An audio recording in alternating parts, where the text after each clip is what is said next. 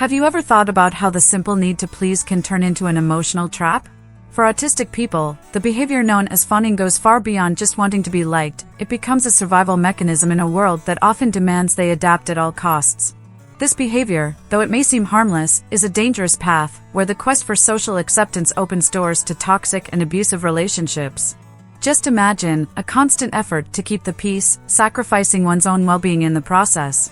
This controversy is real. Fawning, this craving for acceptance, can imprison autistic children and adults in cycles of self-sacrifice, where authenticity is set aside, and their essence hides away. But does living under this weight have to be inevitable? And what about the devastating psychological impacts lurking behind this desire to please? Those who experience fawning know what it's like to be trapped in relationships where the price of yes is their very self. The good news is there are ways to break free from this cycle. By understanding the roots of this behavior and recognizing its signs, it becomes clear that it's possible to support autistic individuals in breaking free from this destructive pattern. In this video, you'll discover how to offer support, understand the origins of fawning, and most importantly, learn to nurture healthy and authentic relationships where autistic individuals can finally be themselves. Are you ready to dive into this journey of understanding and empowerment? When it comes to autism and behavior, few people know the concept of fawning as a stress response. This term might sound strange at first, but it's more common than you'd think among autistic children and adults. Imagine a situation where an autistic person, instead of expressing what they truly feel, adopts a posture that pleases others, ignoring their own needs. This behavior is, in reality, a way to avoid conflict, to blend in, a strategy for dealing with what the world expects. Fawning is a sort of social mask, an instinctive attempt to keep the waters calm. This behavior, however, doesn't appear out of nowhere. It's a response from the brain, a survival mechanism, almost like a shield. It's fascinating to think of how our minds, even in moments of vulnerability, find ways to protect us.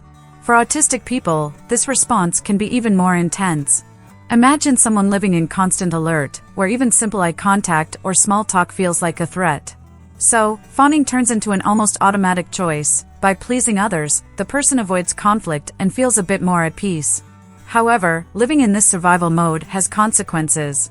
The need to disarm any situation gradually wears down the autistic person, who experiences a routine of tension and self-control. It's not a choice they make, but a form of self-protection. And this constant adaptation can gradually drain a person's emotional energy. After all, how can one connect with others genuinely when they're always trying to mold each reaction to please others? When we think about fawning behavior in autistic children and adults, it's important to remember that it's part of the brain's four natural survival responses: fight, flight, freeze, and fawn. This response, driven by the amygdala, is the body's way of managing perceived threats. For many autistic people, social pressure and the intensity of sensory stimuli are perceived as real risks, triggering this need to fawn to avoid tension and protect themselves. It's like the brain, always on alert, saying, "Let's keep things calm," by saying what they want to hear. This response is actually a fascinating adaptation, though it can come at a high cost for autistic people. Imagine what it's like to live feeling that everything around you is a potential source of tension: sounds, lights, touches, even casual conversations. The amygdala, responsible for warning us about dangers, stays constantly activated as if the world were a minefield. This makes fawning an almost automatic choice, as by pleasing others, the person avoids confrontation and gains some sense of peace. But living in this survival mode has implications. The need to avoid conflict at all costs wears down the autistic person, who lives a daily routine of tension and self-restraint. It's not something they choose, but rather a form of self-defense. And this constant adaptation drains emotional energy over time, which begs the question, how can anyone connect authentically with others when they're constantly reshaping themselves to please others? When fawning becomes a frequent practice in the lives of autistic children and adults, it can open the door to toxic and abusive relationships. The tendency to please others to avoid conflict creates fertile ground for others to take advantage of this vulnerability. Often, autistic people, by prioritizing harmony above all, end up surrounding themselves with people who manipulate their goodwill. This cycle of submission and need for validation can trap them in relationships where they are exploited, as those around them know they will concede in the name of peace. These kinds of relationships are not only harmful, but also prevent autistic people from building healthy, genuine connections. When someone is stuck in a dynamic where their voice isn't heard, they lose touch with themselves. Manipulative people see fawning as an opportunity to impose their will, leaving autistic people feeling unable to assert their own boundaries.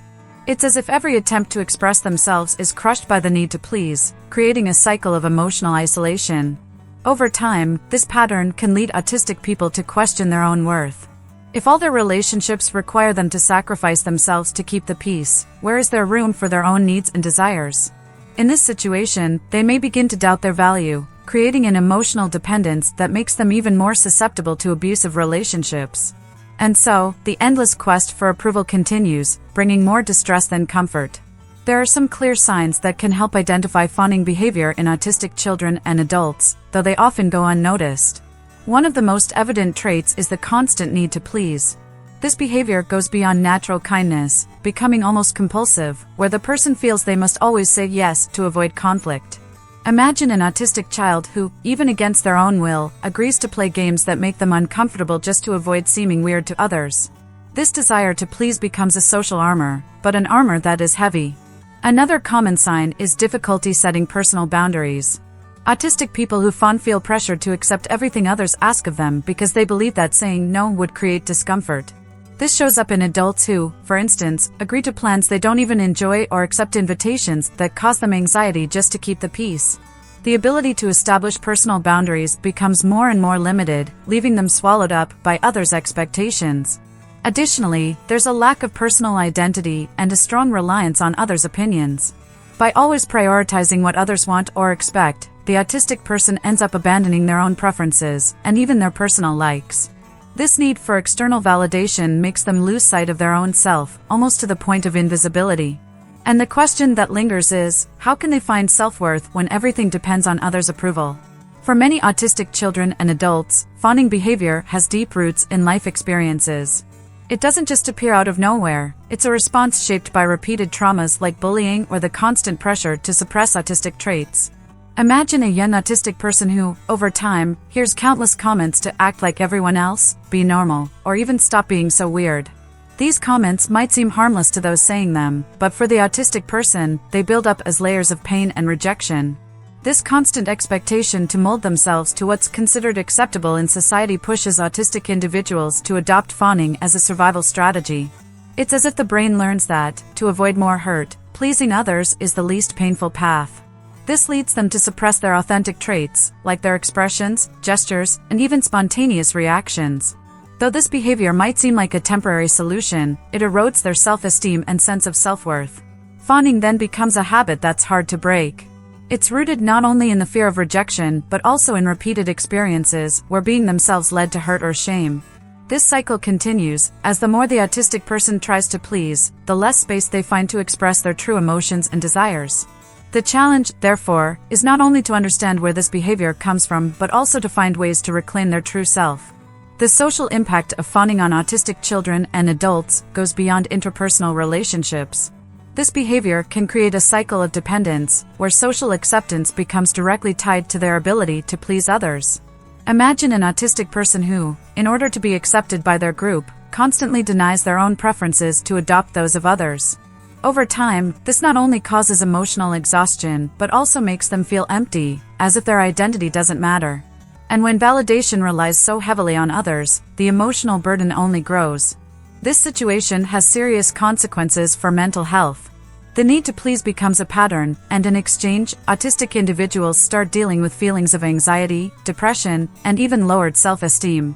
After all, how can they feel valuable if they're always setting their true self aside? This cycle creates a constant feeling of inadequacy, as if they must be someone else to belong, leading to an endless pursuit of acceptance that always feels out of reach. In the long run, this dynamic can become an emotional trap that's hard to escape. Fawning leaves the autistic person in a position where they're always available for others, but rarely find anyone who's available for them. This imbalance in relationships reinforces the sense that, to be accepted, they must sacrifice parts of themselves. But the question remains, how healthy is it to keep ignoring one's true self for the sake of acceptance? To help autistic children and adults avoid fawning behavior, a few supportive strategies can make a huge difference. Recognizing their needs, validating their feelings, and encouraging them to advocate for their own voice are essential steps. Imagine the value of an environment where the autistic person feels safe to express what they truly feel, without fear of judgment. Practicing self-advocacy is a skill that can be developed and, over time, becomes a powerful tool for personal empowerment. Another essential point is offering support that respects the autistic person's timing and space. Forcing abrupt changes without understanding their unique needs can be counterproductive. Instead, it's more effective to teach gentle communication methods, like using simple and direct phrases to express discomfort or say no firmly. Small actions like these are seeds that, when nurtured, help autistic individuals create boundaries and feel more confident in asserting their preferences. Lastly, encouraging autistic people to identify their own needs and desires is a valuable step. When they learn to recognize what they want and don't want, they start to see the importance of their own wishes and boundaries. This process, though gradual, is transformative. Little by little, they realize it's possible to exist in an environment of acceptance without having to constantly reshape themselves.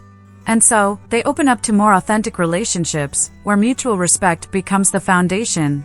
Now that you understand the impact of fawning and how it can trap autistic children and adults in toxic relationships, the question is, what are you willing to do to change this reality? Is it time to encourage people around you to value their own voices and let go of the burden of pleasing others at all costs? And for those who may know or live with an autistic person, how could you offer support that strengthens and empowers, rather than pressures and molds? The knowledge is in your hands, and applying it is the next step. Start observing, validating feelings, and giving autistic individuals the space to be authentic. Small changes can make a big difference. And you, have you had a similar experience, or do you know someone who has? Share your thoughts in the comments below. Want to keep learning about these topics and receive more valuable insights? Then subscribe to the channel, turn on notifications, and join us on this journey of learning and transformation. After all, every step counts, and you could be the difference someone needs.